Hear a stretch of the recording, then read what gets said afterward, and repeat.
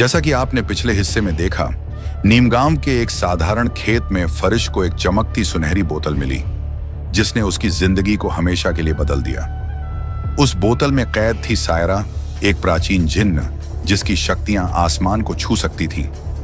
लेकिन एक गलती ने फरिश की दुनिया उजाड़ दी। सायरा की जादुई गलती की वजह से उसकी प्यारी दादी हमेशा के लिए गायब हो गई। गुस्से और दुख में डूबा फरिश अब भी उस दर्द से उबर नहीं पाया था, लेकिन सायरा को अपनी आखिरी इच्छा से उसने हमेशा के लिए अपनी गुलाम बना लिया था। अब यह अनोखी जोड़ी एक नए रास्ते पर थी, जहां हर कदम पर नया रहस्य और नया खतरा इंतजार कर रहा था। सूरज की पहली किरणें नीमगाम के खेतों पर पड़ रही थीं, लेकिन आज हवा में एक अजीब सी बेचैनी थी। फरिश अपने कंधे पर फावड़ा लटकाए अपने छोटे से खेत की ओर बढ़ रहा था।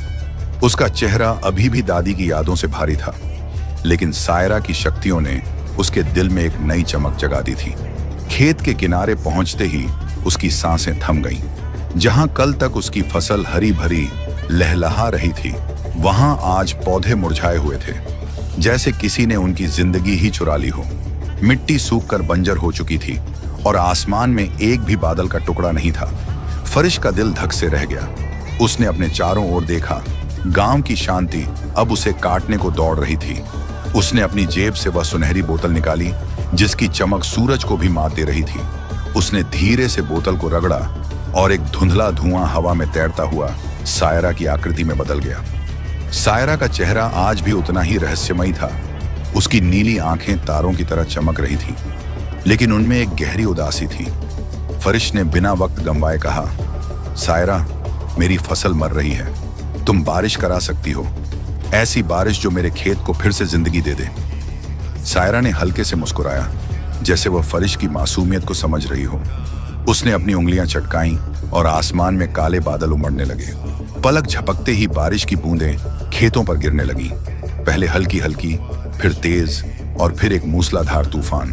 पानी की बूंदें मिट्टी में समा रही थीं और मुरझाए पौधे धीरे धीरे अपनी गर्दन उठाने लगे। फरिश का चेहरा खुशी से चमक उठा। वह खेत के बीचों बीच खड़ा हो गया, अपने हाथ फैलाए और बारिश की ठंडी बूंदों को अपने चेहरे पर महसूस करने लगा। उसका दिल जोर जोर से धड़क रहा था, जैसे यह बारिश सिर्फ खेतों को नहीं बल्कि उसकी रूह को भी सींच रही हो। सायरा हवा में तैर रही थी। उसका रेशमी लिबास बारिश में भीगकर चमक रहा था। फरिश ने उसे देखा और हंसते हुए इशारा किया कि वह भी बारिश में आए। सायरा ने पहले तो हिचकिचाया, लेकिन फिर वह खेत की कीचड़ में उतर आई। बारिश की बूंदें उसके चेहरे पर गिर रही थीं और उसकी नीली त्वचा सूरज की किरणों की तरह चमक रही थी। फरिश ने उसका हाथ पकड़ा और दोनों हंसते हुए खेत में नाचने लगे। कीचड़ उनके पैरों में चिपक रहा था, लेकिन उनकी हंसी हवा में गूंज रही थी। फरिश ने सायरा को अपनी ओर खींचा और दोनों बारिश की लय में झूमने लगे। सायरा की आंखें फरिश के चेहरे पर टिकी थीं और फरिश का दिल पहली बार इतना हल्का महसूस कर रहा था। बारिश की ठंडक में उनके बीच एक गर्मजोशी पनप रही थी। फरिश ने सायरा के गीले बालों को धीरे से छुआ और सायरा ने उसका हाथ थाम लिया। उनकी नजरें मिलीं और एक पल के लिए समय ठहर गया। सायरा का रेशमी लिबास उसके शरीर से चिपक गया था और फरिश की आंखें उसकी ओर से हट नहीं रही थीं। बारिश की बूंदें उनके चेहरों पर गिर रही थीं और दोनों के बीच एक अनकहा रिश्ता जन्म ले रहा था। फरिश ने सायरा को अपनी बाहों में खींच लिया और दोनों बारिश में एक दूसरे के करीब आ गए। यह नजारा न तो जादू था, न ही जिन्न की शक्ति, बल्कि दो दिलों का एक ऐसा मिलन था जो बारिश की बूंदों में और गहरा हो रहा था।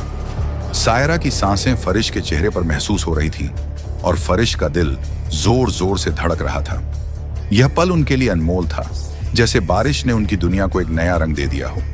लेकिन यह खुशी ज्यादा देर नहीं टिकी। बारिश अब इतनी तेज हो गई कि खेतों में पानी भरने लगा।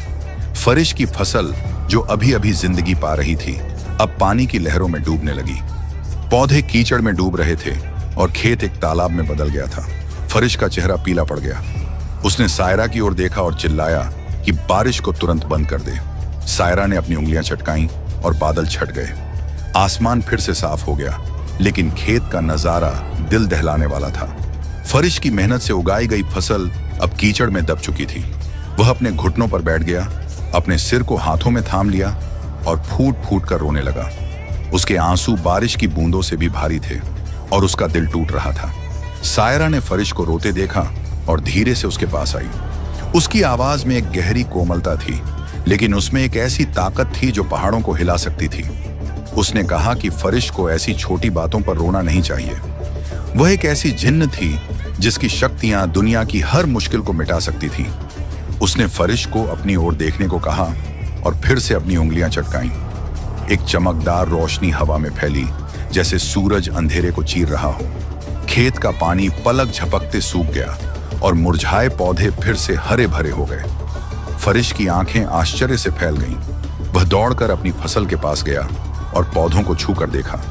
वे न केवल जिंदा थे, बल्कि पहले से कहीं ज्यादा मजबूत और हरे भरे थे। पौधों की पत्तियां सूरज की रोशनी में चमक रही थीं, जैसे वे फरिश की उम्मीदों को आईना दिखा रहे हों। फरिश का चेहरा फिर से खिल उठा।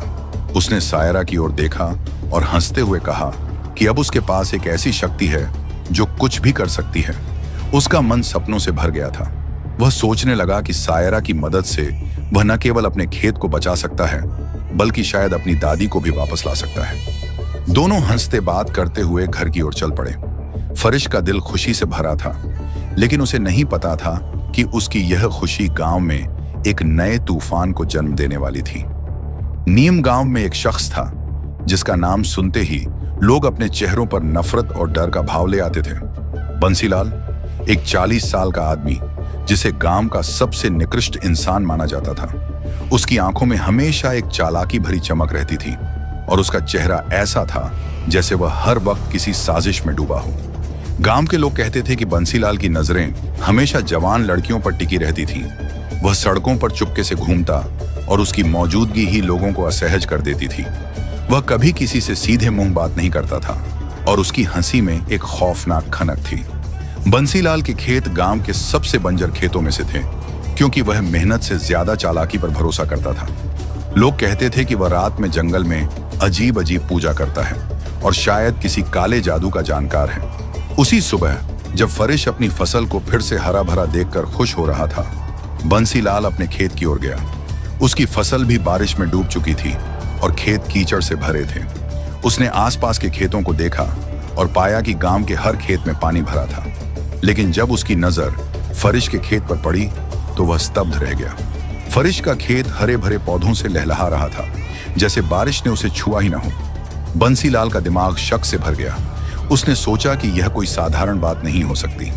फरिश, एक अनाथ लड़का जिसके पास न तो पैसा था और न ही कोई खास साधन, उसकी फसल इतनी अच्छी कैसे हो सकती है? बंसीलाल की आंखें सिकुड़ गईं और उसके दिमाग में एक खतरनाक विचार कौंधा। बंसीलाल ने चुपके से फरिश के घर की ओर रुख किया। वह जानता था कि फरिश अकेला रहता है और उसकी कोई मदद करने वाला नहीं है। सूरज ढल रहा था और गांव की गलियां सुनसान हो चुकी थीं। बंसीलाल ने फरिश के घर के बाहर छिपकर खिड़की से झांकना शुरू किया। अंदर का नजारा देखकर उसकी सांसें थम गईं। फरिश एक लड़की से बात कर रहा था जिसे बंसीलाल ने पहले कभी गांव में नहीं देखा था। उस लड़की की नीली त्वचा और चमकती आंखें किसी इंसान की नहीं लग रही थीं। फरिश और वह लड़की हंस रहे थे और लड़की ने हवा में उंगलियां चटकाईं, जिससे एक मेज पर ढेर सारा खाना प्रकट हो गया। बंसीलाल की आंखें आश्चर्य और लालच से चमक उठी। तभी उसने देखा कि वह लड़की धीरे धीरे धुएं में बदल रही थी और उस सुनहरी बोतल में समा रही थी। बंसीलाल का दिमाग चकर घिन्नी की तरह घूमने लगा। उसे यकीन हो गया कि यह कोई चुड़ैल या भूत है जो फरिश को अपने जाल में फंसा रही है, लेकिन उसका लालची मन उस बोतल की ओर खींचा जा रहा था। उसे लगा कि अगर वह उस बोतल को हासिल कर ले तो वह भी फरिश की तरह अपनी हर इच्छा पूरी कर सकता है। उसका मन डर और लालच के बीच झूल रहा था, लेकिन लालच ने डर को दबा दिया। उसने ठान लिया कि वह उस बोतल को चुराएगा, चाहे इसके लिए उसे कुछ भी करना पड़े। रात हो चुकी थी। नीम गांव की गलियां अंधेरे में डूब गई थीं और केवल चांद की रोशनी खेतों पर पड़ रही थी। बंसीलाल अपने घर लौट आया, लेकिन उसका दिमाग उस सुनहरी बोतल के इर्द गिर्द घूम रहा था। उसने सोचा कि फरिश एक मासूम लड़का है और उसे आसानी से ठगा जा सकता है, लेकिन अगर वह बोतल में कैद प्राणी कोई चुड़ैल निकली तो क्या होगा?